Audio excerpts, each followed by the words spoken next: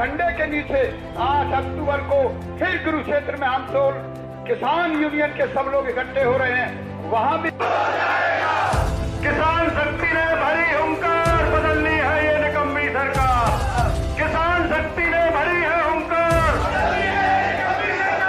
किसान भाइयों, आप सबका मैं धन्यवाद करता हूं। और क्या था, हमने सरकार भी पलटी, हमने सरकार भी बनाई। अब मैं निवेदन करूंगा भाई अर्जुन सिंह जी से कि वो अब किसी भी सरकार ने किसानों को दबाने की अगर कोशिश करी है तो जननायक चौधरी देवीलाल ने, चौधरी चरण सिंह ने, प्रकाश सिंह बादल जी ने, सर छोटू राम ने हमेशा किसानों की आवाज को उठाने का काम किया और इस देश के किसानों ने उन्हें हमेशा ऊंचाइयों तक पहुंचाने का काम किया है और उन्होंने हमेशा किसान के लिए काम करने का काम किया है। जननायक चौधरी देवीलाल ने एक नारा भेजा, मैं आपको दावे के साथ कह सकता हूं, आप संकल्प रहो। गार्ड वो करो पीछे इस तरह दे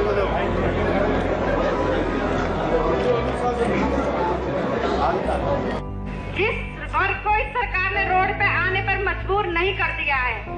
मेरे किसान साथियों, आपने देखा होगा और एक झंडे के नीचे 8 अक्टूबर को फिर कुरुक्षेत्र में हम तो किसान यूनियन के सब लोग इकट्ठे हो रहे हैं। वहां भी किसान रखो, किसान रखो,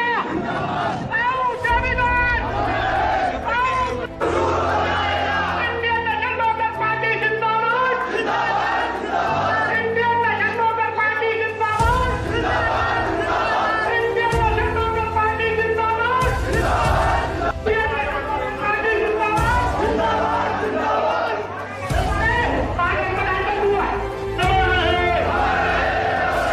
बीजेपी सरकार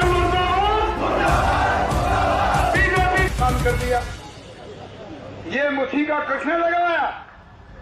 यदि अमेरिका के राष्ट्रपति ट्रंप जिस दिन आए थे गुजरात में, अगर उसी समय अंतर्राष्ट्रीय हवाई अड्डों की रोकथाम करके वहां आने से पहले यदि उनका मेडिकल कर दिया जाता तो आज देश में कोरोना नाम की बीमारी नहीं आती।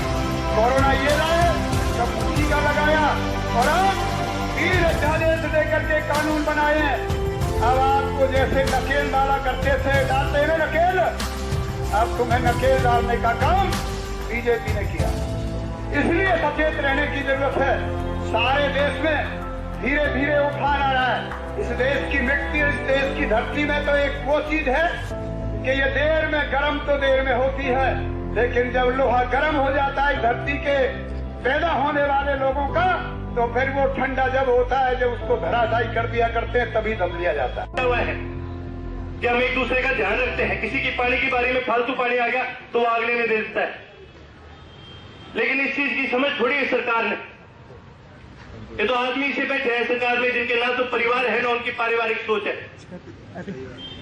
और जो किससे ज्यादा आता है इस बात का, ये जननायक चौधरी देवीलाल, जो इन्होंने अपनी पूरी जिंदगी किसान की लड़ाई लड़ी। जब उन्होंने देश के अंदर सरकार बनाई, प्रधानमंत्री बने, तो मंत्री पद कौन सा लिया? उन्होंने कृषि का मंत्री पद लिया, भारत के कृषि मंत्री बने और पूरे भारत के अंदर किसानों की मदद करने का काम करा। ऐसे ऐसे कानून लेके आए, किसानों का कर्जा माफ करने का काम करा। आज मेरे को दुख इस बात का होता है, उस परिवार का ही एक सदस्य आज इस सरकार की मेल ले रहा है। जो लोग क्या करते थे कि भी किसान का अगर खून बहेगा तो हमारा खून बहेगा, आज उनका सबसे बड़ा हाथ इन किसानों का खून बहाने में। साथियों, जो पीपली में वो बड़ी शर्मनाक बात है। पहले उन किसानों को बोला गया कि भाई तुम्हें धरने पर बैठने की अनुमति,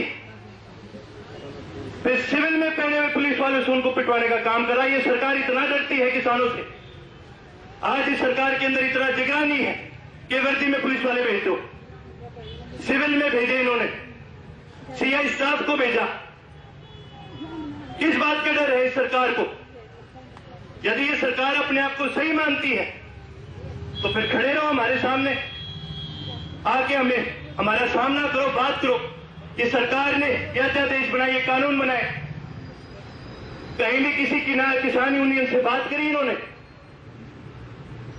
देश की 70 करोड़ जनता पर 3 ऐसे कानून बना दिए, लेकिन इन 70 करोड़ जनता में से एक आदमी से इन्होंने पूछने का काम नहीं करा।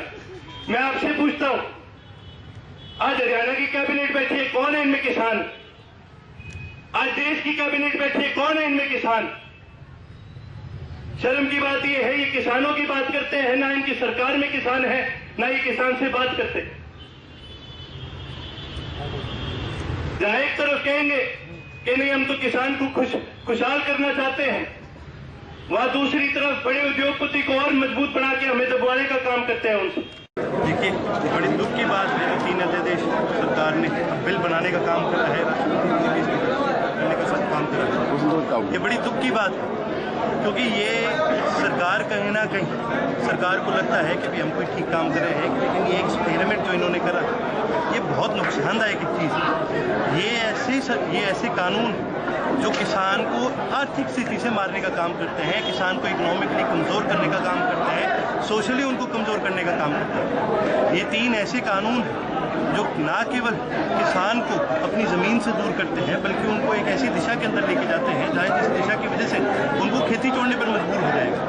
और दुख की बात ये जो एक समय पे कानून बनाए गए थे देश के किसान को मजबूत करने के लिए, आज उसी प्रकार के कानून बनाए जा रहे हैं उद्योगपतियों को मजबूत करने के लिए, लेकिन किसान को कमज़ोर कर रहे हैं। बड़ौदा उपचुनाव में आप पहले प्रत्याशी हो किसी पार्टी के, कैसा रहेगा चुनाव, किसकी जीत होगी? बड़ौदा उपचुनाव के अंदर अभी प्रत्याशियों की लिस्ट डिक्लेयर हुई नहीं, बाकी जो भी पार्टी जिम्मेवारी लगाती है वो हर पार्टी का कार्यकर्ता वहाँ पर पूरी तरह से निभाएगा। उपचुनाव जो है बड़ौदा का, मैं तो कई बार गया, आज के दिन पूरे प्रदेश को और खासकर बड़ौदा की जनता को इस सरकार के बारे में अच्छी तरह से पता है। बड़ौदा का बच्चा आज इस सरकार से तंग आ रखा है। आप वहाँ जाएंगे तो आप देखेंगे जो क्रोध है लोगों में, जिस प्रकार से विकास के मामले में बड़ौदा के साथियों को पीछे छोड़ा गया है। इतने कई ऐसे गांव हैं जो लो लाइंग एरिया में है, जहाँ पर बारिश के समय में पानी इकट्ठा हो जाता है। कई गांवों के अंदर ढंग से एक्वायरमेंट नहीं हो रही। मतलब जिस तरीके से विकास होना चाहिए एक प्रदेश के अंदर, जिस प्रकार से चौधरी ओम प्रकाश चौटाला जी, जननायक चौधरी देवीलाल ने किया, आज उस प्रकार से एक भी विकास की कोई चीज़। किसानों पर जो लाठीचार्ज हुआ, इसका असर पड़ेगा इस चुनाव में? सबसे ज़्यादा इस चुनाव पर असर पड़ेगा, क्योंकि किसान पर केवल लाठीचार्ज नहीं हुआ, सरकार ने तो डर के लाठीचार्ज करा। पुलिस वाले थे वो तो सिविल में थे, सरकार तो कहती है कि हमने लाठीचार्ज कराएंगे। ये आज कैसा दर्शाता है कि ये सरकार लाठीचार्ज भी करती है और डरती भी है। ये सरकार आज इतनी ज़्यादा घबराई हुई है, आज इनके पता नहीं क्या हो रखा है कि भी इनको समझ नहीं है किस प्रकार से करना है। ये तो वहाँ उस किसान को पता नहीं था कि ये ऐसी चीज़ हुई। यदि उस किसान को पता होता कि इस तरह के हथकंडे अपनाएगी सरकार, तो ये जो लाठीचार्ज करने वाले आए थे लड़के, इनकी टांगों की लाठियाँ बना देते किसान। ये तो एक बड़ी दुख की बात है कि इस प्रकार से सरकार ऐसे ऊट पटांग हथकंडे अपनाती है। ये सरकार ऐसी है, दूसरों को गुंडा कहती है। ये गुंडे वाले काम नहीं है तो और क्या है? आप बताओ, सिविल के अंदर कोई आके किसी पे मार रहे हैं, बेसबॉल बैट से मार रहे हैं, ये गुंडों के काम नहीं है तो और क्या है? आज तो ये सरकार ने गुंडे पालने का काम करा है।